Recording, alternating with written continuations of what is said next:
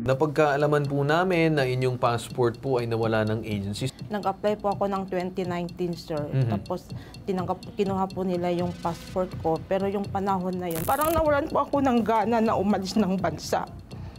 Ang dami kasing pagsubok na dumating. 2023, nag-decide ka na umalis na dun sa agency at kunin ang inyong passport. Yes, sir. Tama po ba? Opo. Alright. Pinuntahan ko po, wala po talaga yung passport ko.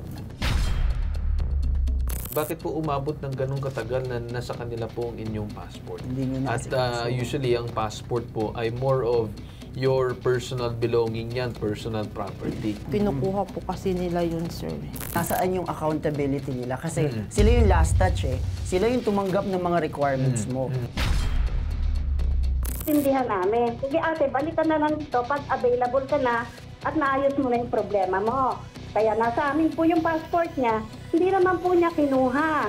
So nagparamdam po siya sa amin 2023 na. Kahit naman po sabihin natin na hindi nagparamdam po ng ilang linggo or ilang taon, itong si Ma'am Journalyn sa inyong agency, bakit hindi po ngayon mahagilap ang kanyang passport? Ako. Sa kasalukuyan po sir, naghahanap pa kami. Ngayon si applicant po, bago umalis ng agency, nagsabi po kami, ate, kung hindi man natin makita yung passport mo, willing naman kami tumulong sa'yo. Siguro po ma'am, pakikwento po yung transaction mo dun sa agency. Nag-apply po ako ng 2019, sir. Tapos kinuha po nila yung passport ko. Pero yung panahon na yun, may problema po ako sa anak ko.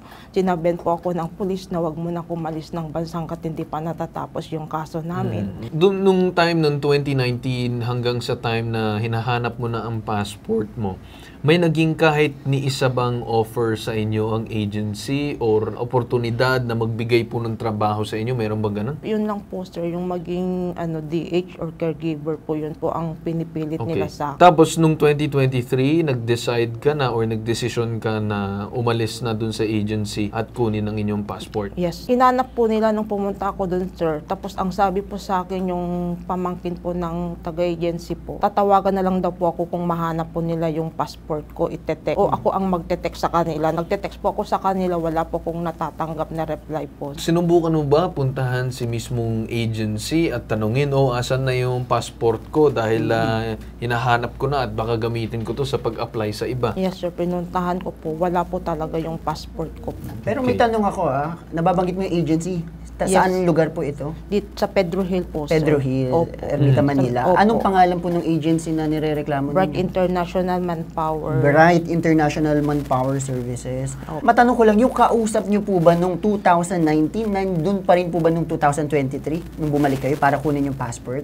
Nung punta po ko ng 2019, wala pa po yung pamangkin po yung may-ari ng agency. Nung pagbalik ko po, yung pamangkin po niyang nakausap ko, sir. Kung kayo po ay nagsubmit ng mga requirements, dapat may record kayo dyan, di ba? Kung nakakompile yan, di ba? Nag-asa kayo ng passports, ng mga ibang documents, dapat po nakakompile yan sa kanila. Ako po talaga inutusan ni Ma'am Glo na maghanap po yung passport ko, sir. Lahat ng brown envelope po doon, inisa-isa ko po, dinouble check ko po, wala po talagang pangalan ko po doon. Ayan. Alright, so hinahanap nila yung passport. May sinabi bang assistance man lang itong agency na, ma'am, nawala po yung ganito.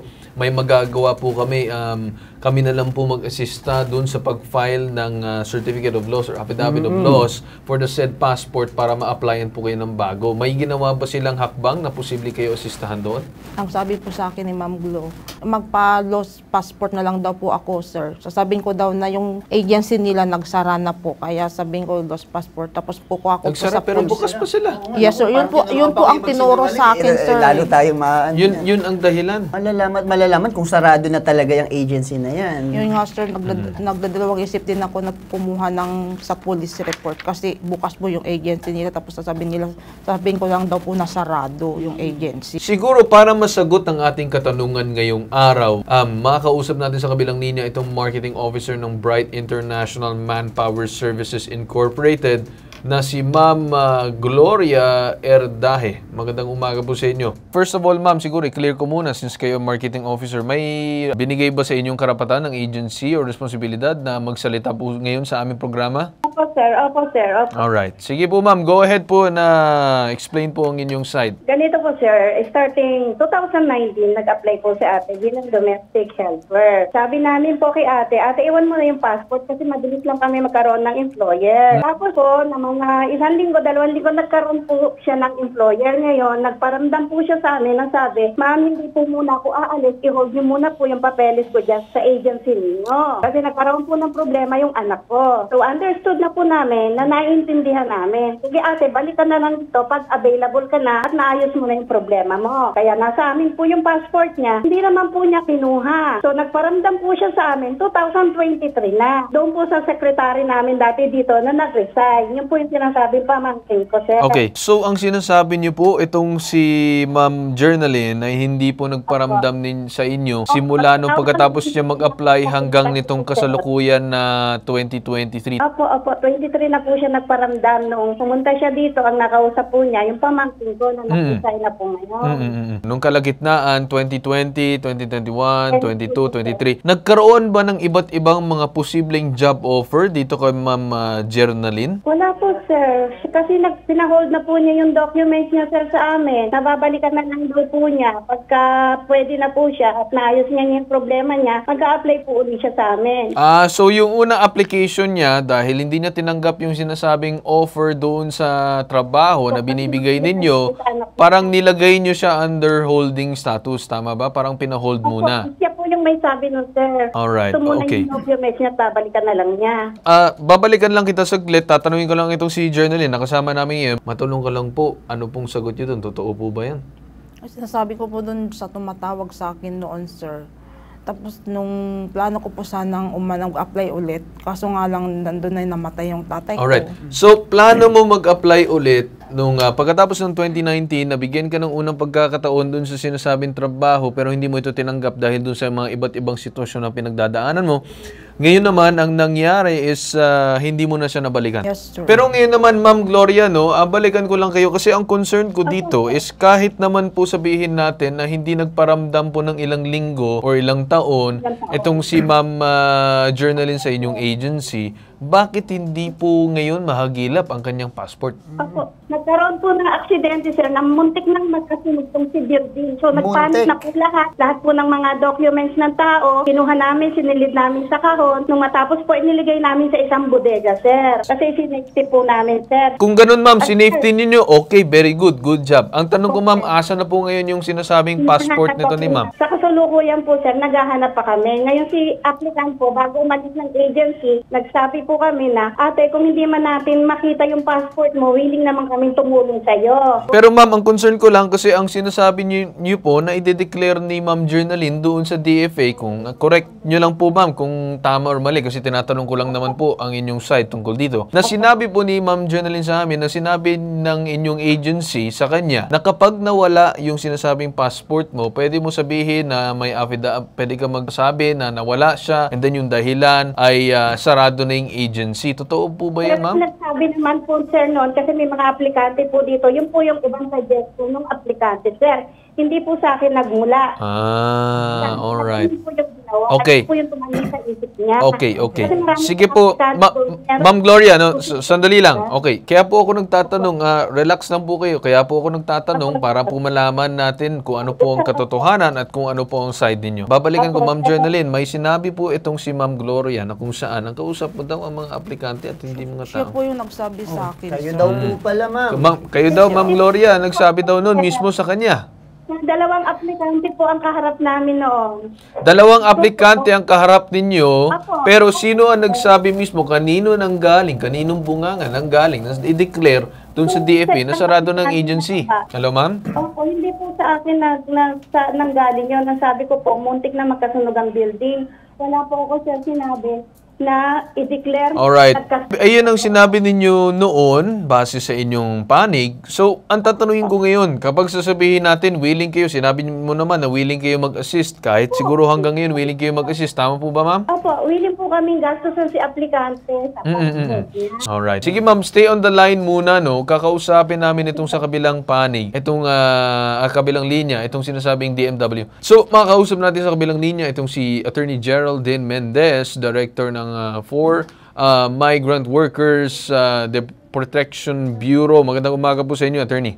Magandang umaga po, Sir Carl, kay Jerry Lynn, saka sa Bright Maritime, sa lahat po ng nakikinig ng inyong programa. Ano pong pananaw niyo dito po, Attorney? Sa panig naman po ng Department of Migrant Workers, kami ay natutuwa actually sa Bright International Manpower dahil kahit wala na silang actually obligasyon dito, ay tumutulong pa rin sila doon kay Jenny Lynn. Kasi nabanggit kanina na 2019 pa ito naipasa, tapos 2023, 2024 pa nag-follow up or nag-demand si Jenny Lynn na makuha yung passport niya. Meron kasi tayo tinatawag sa batas na stop by laches. Ito yung sinasabi na may karapatan ka sa isang bagay, pero dahil sa pagtulog mo sa karapatan na yon, dapat hindi ka na pwedeng maghabol. Sa DMW po kasi, meron tayong karapatan na habulin yung claims natin, mag-file ng reklamo within 3 years kung kailan nangyari yung kaganapan, yung incident. Halimbawa ito, withholding of passport ang naiisip namin na possible charge dito. Pero 2019, 21, lagpas na po ng 3 taon. So kung sakali mang ikaso natin ito, ilaban natin, parang too late na in a day. Yes, ma'am. I do understand and very much valid point po yun. Kaya nga ako po ay nakiusap sa agency at inalaman kanilang panig muna at inalaman lahat na bagay bago po nakiusap sa kanila kung posible po nila pwede gawan ng paraan. But, ma'am, ang sa akin lamang, no, I mean, I think you would agree as well that yan pong sinasabi natin parameters in terms of dun sa case. But in terms of pag-hold dun sa sinasabi natin mga dokumento, kahit man sabihin natin hindi mabalikan yan, dapat man lang sana may ginawang effort yung agency na pwede po mag-reach out, no, ibabalik or what. Kung may sinabi si complainant or hindi siya cooperative, then itago pa rin, safety pa rin yun dahil yan ay isang mahalagang dokumento. I think you would agree with that also as well, Agree ako dyan, sir. May dalawang pwedeng pagbalikan si agency ng dokumento. Pero at this stage, kung halimbawa kung nangyari yun, tapos hindi na nga po nagpaparamdam si worker natin, yung aplikante natin, kung mababasa po natin sa passport, ang nakalagay doon, this passport belongs to the Republic of the Philippines. Pwede po siya ibalik sa DFA. Yes, yun po. Dapat po ibinalik sana ng agency yung passport sa DFA natin. Alright. At least, ma'am, clear on that side for the passport ko. Anong gagawin kapag hinold ng agency? Alright, go ahead din. Attorney, isang question lang din. Kasi kanina napag-usapan dito sa programa na hindi ba pwedeng, kasi naghihintay pa lang ng job order tong si Ma'am Journalyn, no? Hindi ba pwedeng parang Xerox copy muna nung passport yung ibibigay, then kapag talagang may employer na siya, saka lang siya magsusubmit. Kumbaga kung sure na. Kasi marami na rin po kami natanggap na mga reklamo noon na nakahold yung passport nila dahil nag-back out sila. So hindi nila talaga makuha. Ito naman sa kaso ni Ma'am Journalyn, hindi naman talaga sa pilit ang hinold. Pero yung punto ko po dito, talaga po bang kailangan iwan yung passport dun sa agency kahit wala pa pong employer or job order? Naku, ibang kwento yan, sir. Kasi sa jurisprudence natin, although may license ang isang ahensya na mag-recruit, pero kung halimbawa during the time of recruitment, yan, tulad na nangyari kay Jenny Lynn, during the time of the recruitment at wala pang job order, ang tawag natin dyan ay illegal recruitment. Yan po ay isang criminal case. Hindi po dapat nagre-recruit ang isang ahensya kung wala pa siyang approved job order. Kasi parang ang narinig ko, ang sabi kay Ma'am Journalyn, mabilis lang kami makahanap ng employer. So magsabit ka na sa amin ng mga requirements. So kung kinuha na yung requirements pero wala pa palang employer at pinangakuan na mabilis lang makahanap ng employer, yun lang naman yung sa akin, no, na kung pwede ba na wag muna yung original, parang yung Xerox copy, tulad ng sinabi ni Sir Carl Tulfo kanina, yung ganun po. Kulang po alam kung, kasi syempre yung mga ganyang factual po, i-check natin yan, magbabanggaan tayo kung meron na nga bang job order ng panahon na yun o wala pa.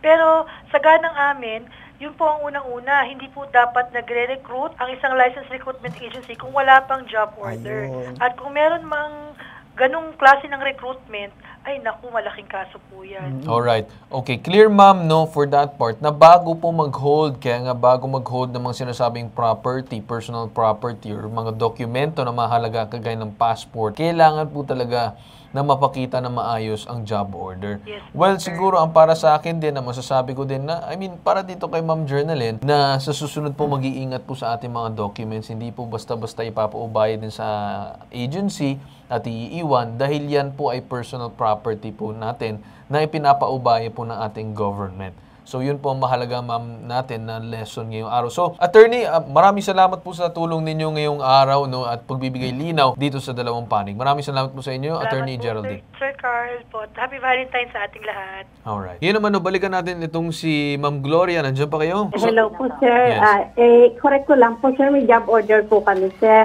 Selected na po yung aplikante. Yes, ma'am. Which is clear naman dun sa kanyang storya kanina. We were just asking for the point of discussion para maintindihan ng mga tao kung ano ba talaga dapat gawin pagdating sa isang passport. Pero, ma'am, clear na po ang ating usapan ngayong araw. Ang basta sa amin naman po ay tulungan nyo itong sinasabi nating Journaline. Kasi sinabi naman ng DMW sila ay natutuwa sa inyong ginagawa para dito kay Ma'am Journaline. Okay po? Namin, sir, bago siya umalis dito. Kaya nagtaka lang po kami bakit siya andyan eh. Oo. Ganda-ganda naman po ng usapan namin eh. Pero ma'am, no, ang ating usapan naman po ngayong araw, alam ko po siguro baka masama po ang inyong loob. Para sa amin naman po ay nag-uusap naman po tayo na maayos. Wala naman po kaming masamang tinapay sa inyong agency. Bagkos kami ay nagpapaliwanag dito kay Journaline also as well. Kasi kahit naman ang DMW ang sinabi is bakit ganun katagal inabot sa pag-aantay doon sa inyong agency. So, hindi po namin fino-fault ang inyong agency doon sa nangyari. Bagkos, buwabalanse po kami dito. Okay po, Ma'am Gloria? Opo, sir. Alright. So maraming salamat po sa inyo, ma'am. Asahan po namin na tutulungan niyo po itong si Ma'am Journaline sa kanyang pagkuha ng kanyang passport. Okay po, ma'am? Opo, sir. Opo. Alright. Maraming salamat po sa inyo. Thank you po.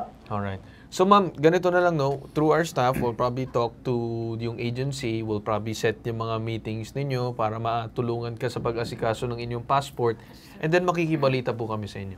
Yes, sir. Okay po sa inyo? Yes, sir. Sa susunod po, ma'am, maging responsible po tayo sa ating mga dokumento at mag-iingat po. At dyan po tayo nagtatapos. Una nating sumbong. Ito ang nag-iisang pambansang sumbungan tulong at serbisyong may ibang katangian. Katangiang bitag, ilalaban ka di iwan. Itong hashtag, ibawitag mo.